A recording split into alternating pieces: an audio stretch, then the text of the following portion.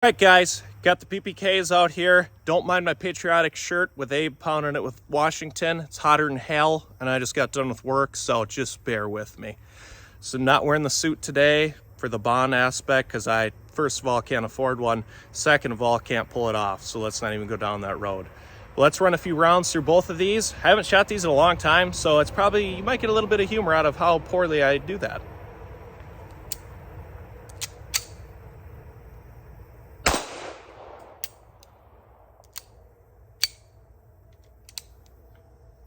Reliability on the old one's a little bit of a problem.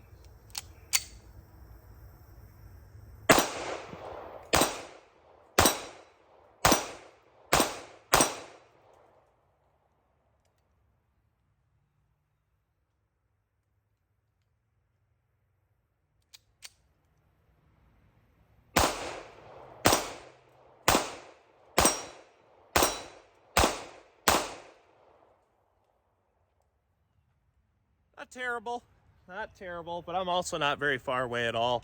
Yeah, that little issue I had with the mag, I don't know, I've done some research on it, and there's some spraying I could replace, and I just haven't looked into it.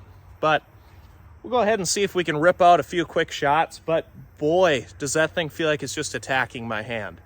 Maybe I got weak hands, I get that, but it's still just not the most pleasant thing to shoot, but they are incredibly fun just for how they feel, and they are actually decently accurate. I mean, I'm only like 12 yards away, so I'm not that far, but I mean, enough to hit steel.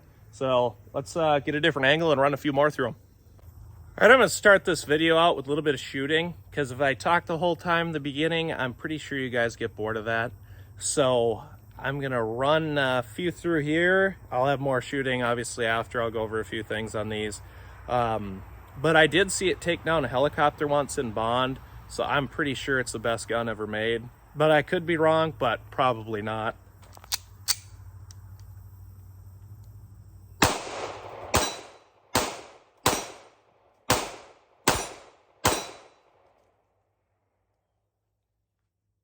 Also, I'll show you what it looks like in double action, because it is laughable. I forget what the trigger pull is, but it's just way too damn heavy. I'll probably miss right away. Oh, I gotta have it loaded. That's super key to this whole experiment.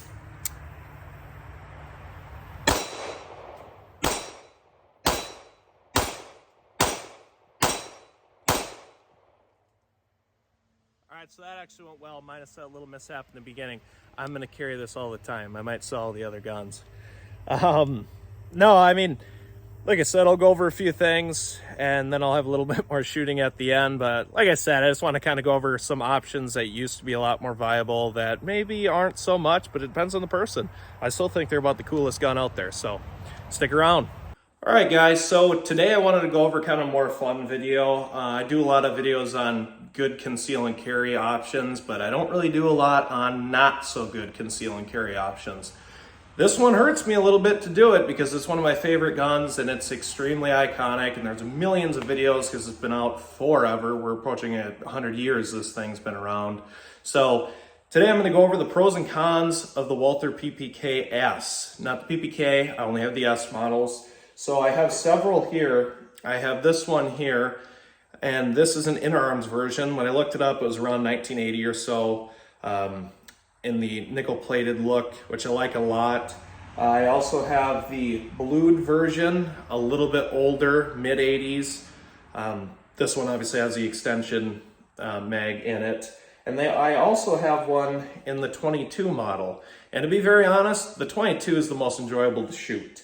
So that kind of brings me into my cons of this gun it's so not enjoyable to shoot. Aside from being so iconic, the Bond gun, which a lot of people know it from that, it is not pleasant at all. It's really snappy, obviously has a fixed barrel on it, and that in turn, it's fixed right to the frame.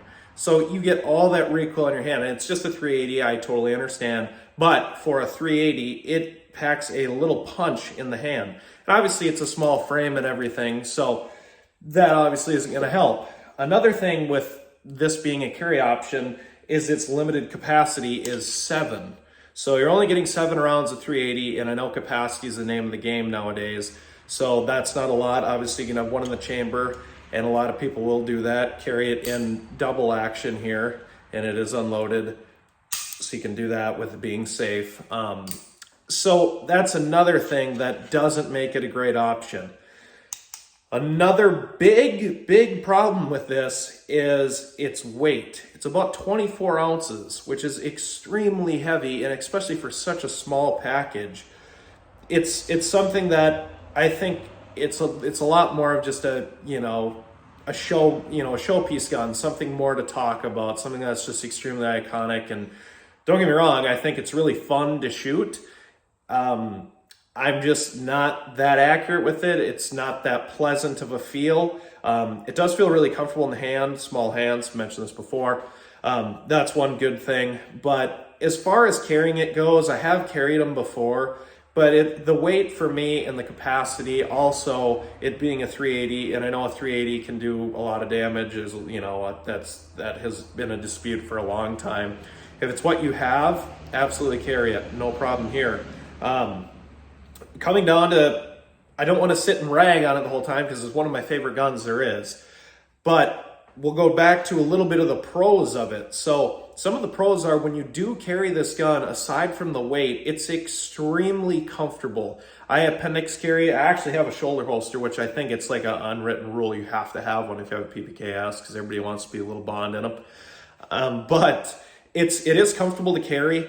It's really thin, so that makes it so you're not going to print at all. And once you are in single action, you're back here, the trigger is obviously great. It's super crisp, but a lot of people aren't going to carry it in that way. Some people do. I really don't have a problem with it. So the trigger is really great. It is comfortable to carry. That weight just brings you down.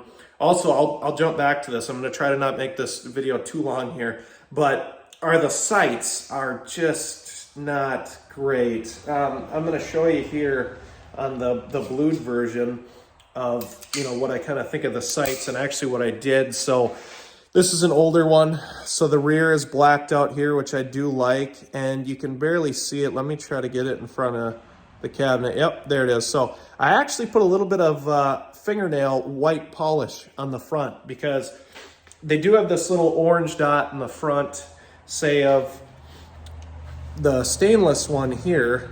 It's kind of hard to see, but that is a little orange dot, and actually has one in the rear center as well. That's fine. They just don't pick up your eye at all. I mean, it's not a target gun. It was designed a very long time ago, and I know they're currently coming out with more, but if you can find one, the price on them is asinine, in my opinion, just like on a lot of this stuff. But I actually saw a blued one quite a while back, and they were asking like $800 for it, and I just couldn't bite the bullet on that one. So the ones I have are great. I take them out once in a while. A lot of people want to see them or shoot them or do things like that. So it's kind of like 1911s, even though I think that's a lot better of a platform. But it's just kind of that iconic gun that's been around for a long time. So I'm going to go ahead and shut up and stop talking so you can see just how poorly I shoot these. Stick around.